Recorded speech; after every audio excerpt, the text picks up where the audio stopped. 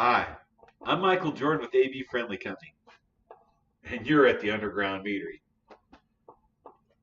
So over the last couple of days, you saw us make a couple different meads here at 52 Meads. We're going to do something cool. We're going to do buckwheat. Everything we've been added to was just clover honey too. We did a 2-pound batch of clover honey. Let's get something to compare it with. So we're using Winter Park's buckwheat honey, a raw natural product from Winter Park, Colorado. We're going to go ahead and add this to our jug. So we've got 2 pounds of buckwheat honey that we're going to just make a straight buckwheat mead. So we made a straight clover mead. Now we're going to make a straight buckwheat mead. We've got a gallon of water from our osmosis machine, right, that went through our well water. So we've got really good water that we're using. We've got 2 pounds of buckwheat honey, a pack of Red Star Premier Blanc yellow pack yeast, our gallon jug, our airlock. I think we're ready to get started, except for one thing. If you're going to make a mead, you should try to enjoy a mead. What's really cool is this is a buckwheat honey mead. We ordered in apple blossom honey from Washington. So this was apple blossom honey mead. The color's really great. This is aged over 1.5 years now. It has a great, it smells like apple blossoms. It's got a great aroma. But I can tell you right now, the alcohol content is about 17% on this. This is really, really premium honey.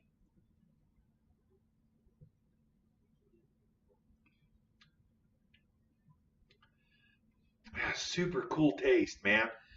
Um, Man, it has its own flavor. It's almost like it's not even apple-ish. It's man, it's got a whole bunch of stuff that just comes through. Straight apple blossom honey. So let's just get started. I've got my coffee pot. I went ahead and ran some hot water through, so we're all set to go.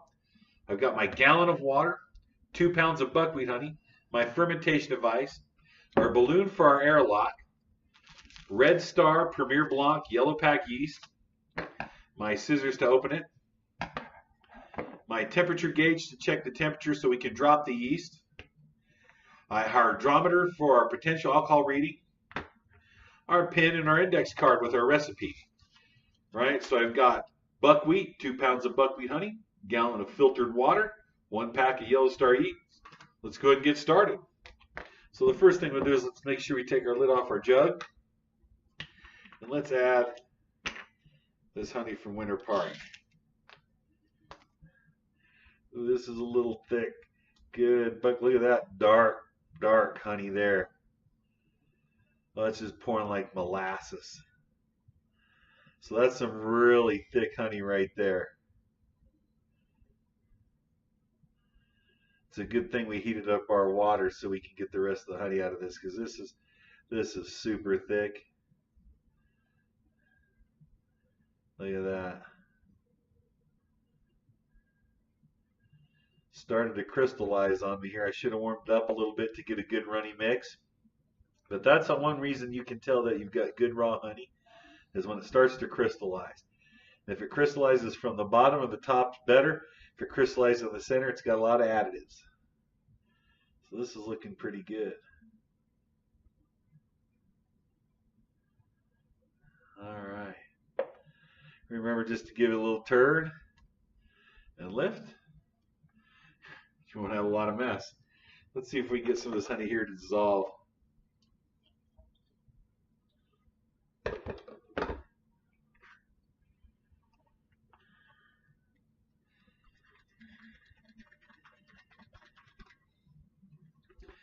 This is so dark you can just smell this.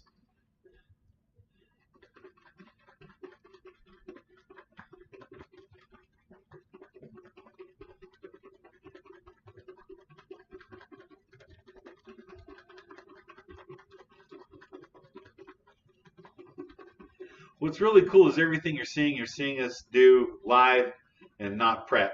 Sometimes we already have the honey in the jug so we can get some bigger advancements going. But everything you see, we're seeing do it right in front of you.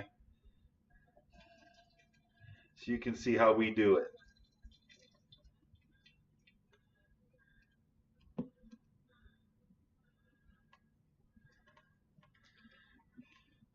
Looks like I'm going to have to get a little more hot water going in my coffee pot, which is okay.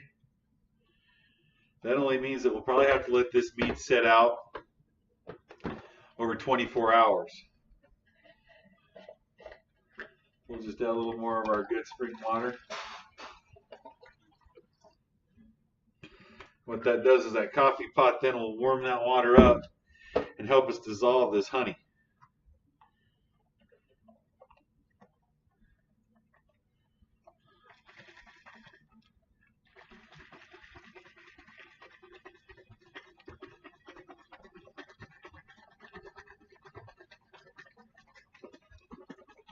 By the way, thanks for tuning in. Right? You're getting to see how we're making meads on small levels for people to do at home.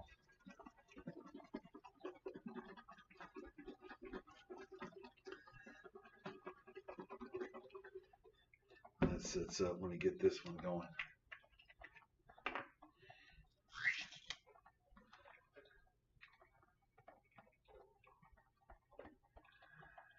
Now you see how that bunched up at the top there for a minute? You got to be real careful. That'll give you an airlock bubble. And it's hard to get your honey in after that.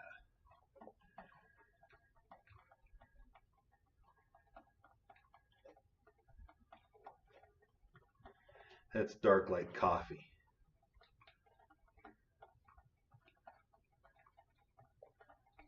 All right. Get a little twist and turn so we don't make a mess. We'll throw some hot water in this one.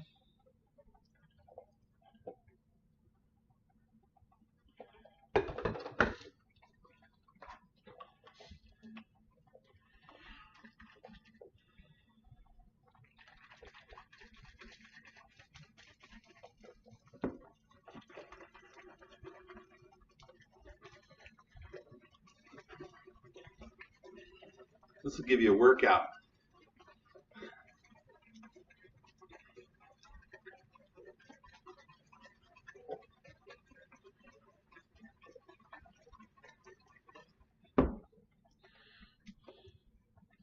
See if we're getting some more of that.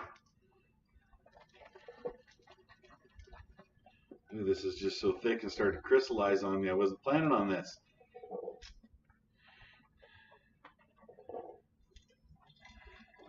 Pouring coffee in, huh?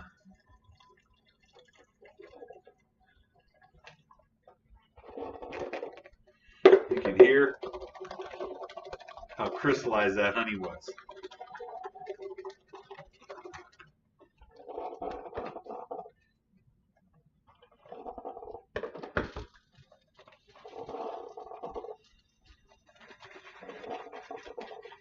Remember, we're trying to get all the sugars out and dissolve all the honey, so that way we can get a good specific gravity reading, and it gets it easier for the yeast to eat the honey. When it's all crystallized sitting at the bottom, it takes a long time for the yeast to activate and eat that honey. So that's one reason why we're dissolving it all down. But you can see it's starting to dissolve really good. It just takes a little bit. This is one reason, if you have problems like this, boil a saucepan. When the water starts boiling, turn it off. Take your lids off your honey, set it in there, and let it just sit, and they'll liquefy for you, and they'll make it easier for you to pour.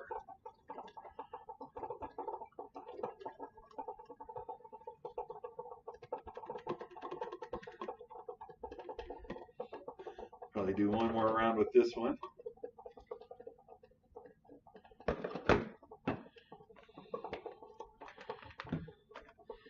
See how this one started doing now. It sat a little bit.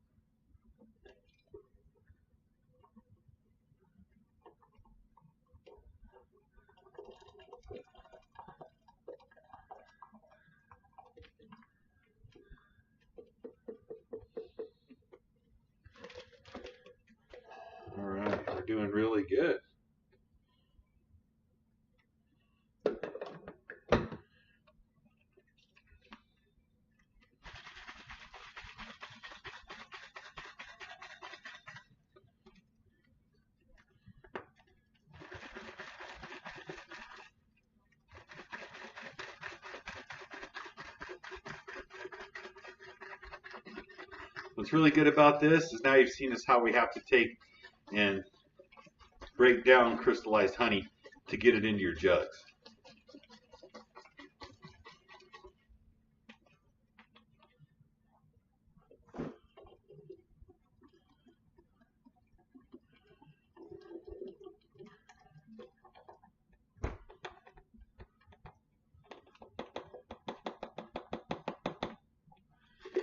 All right, we're getting just a little down to the residual here.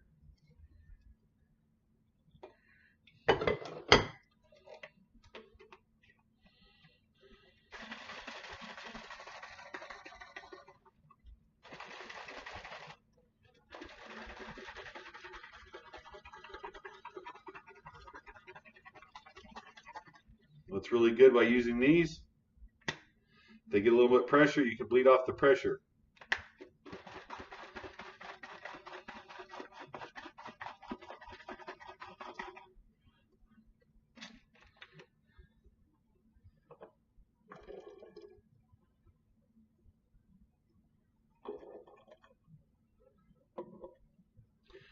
Here's all the honey out of this jar.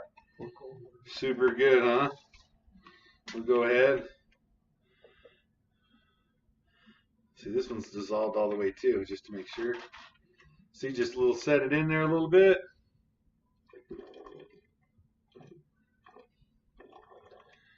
Now, just to make sure I got all the honey out of these jars, right?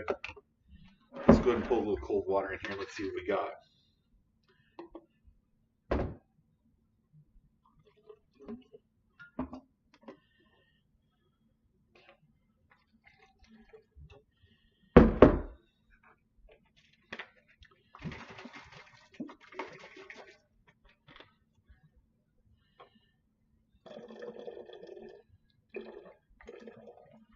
Now my honey's completely out of those jars.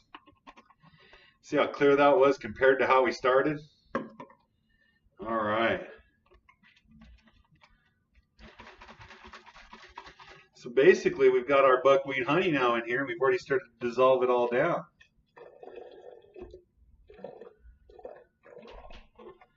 What I'm going to do though is I'm going to add the rest of this hot water in here.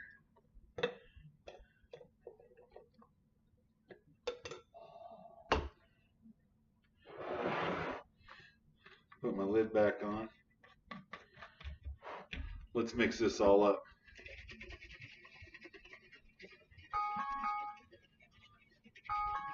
Looks like someone's trying to tune in to us here. All right. Look at that. We're already, oh, see the little honey. Now you see the honey here at the top? You can see that, right? We have this where we've got to go ahead and dissolve this all the way down.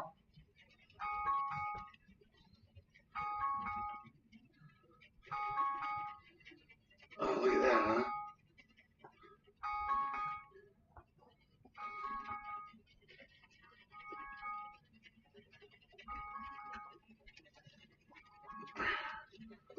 Look at that. Now it's all dissolved all the way down. That's what we needed, right? So all I'm going to do now is I'm going to add the rest of my water to it. Super easy. All right.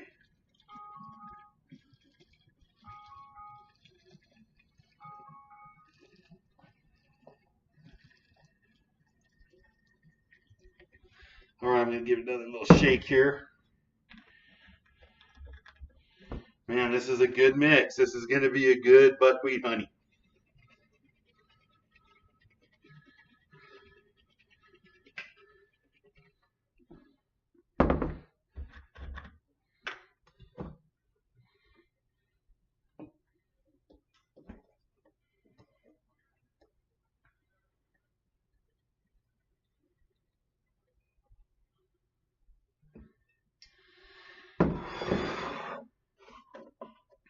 Now you see we've got a lot of foam here in the top. We'll let that drift down so we can add more water to it. But let's go ahead and take a specific gravity reading.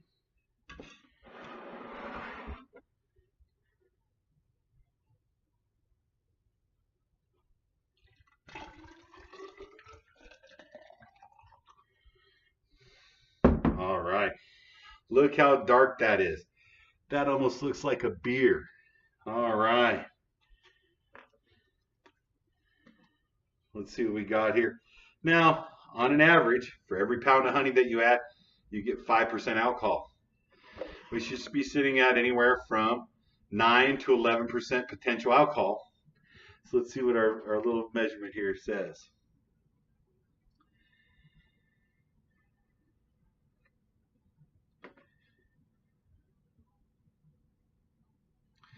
Point 1.075. Let's see what that says. 1.075. Like I said, remember we should be sitting at anywhere from 9 to 11%. Let's see what we got. 10% right on the money.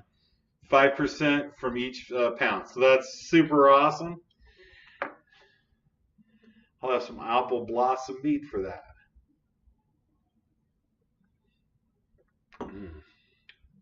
Let's go ahead and take our temperature reading. Now, remember we always like our temperature between 68 and 78 degrees for the type of yeast we're using. If this is too hot to pitch the yeast, we'll go ahead and let it sit for 24 hours, acclimates to room temperature, and then we'll dump our yeast in. Super easy, no big fuss if we just don't add it right now. So let's go ahead and see what we got.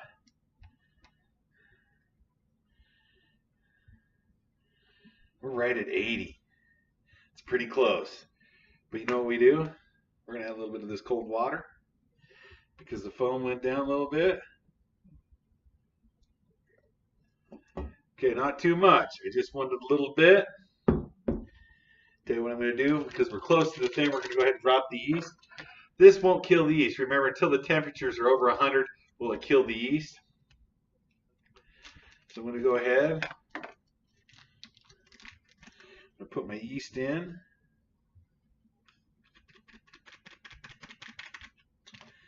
We're going to dump this back in to aggregate and agitate the yeast.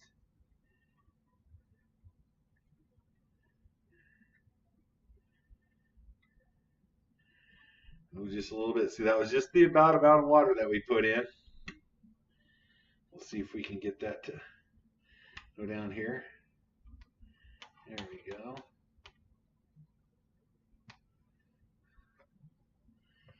All right.